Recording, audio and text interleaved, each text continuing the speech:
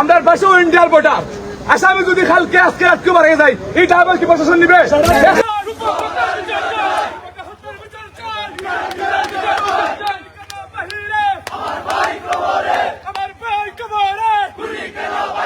চাই আমরা পাশেও ইন্ডিয়ার বর্ডার আসামি যদি খালকে আজকে আটকে মারা যায় এটা আবার কি প্রশাসন নিবে?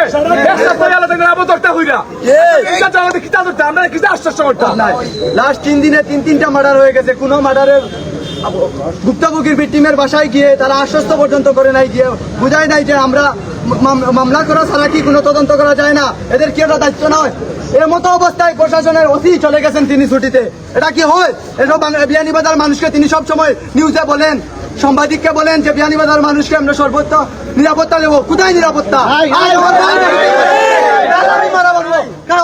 অন্য একজন মারা যাবে, তাহলে আমাদের নিরাপত্তা কোথায়?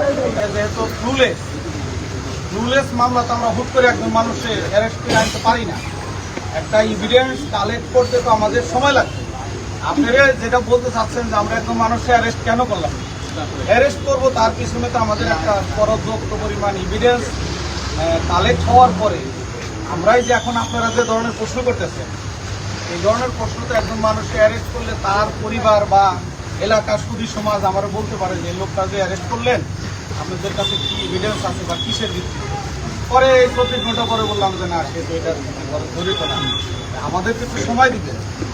এ তো ক্লুলেস, এমন না যে না এটা তো ওকে মার্ডার করছে আমরা তারা অ্যারেস্ট করতে পারি নাই, আমাদের ডিলে হইতেছে, এটা তো একটু সময় লাগে।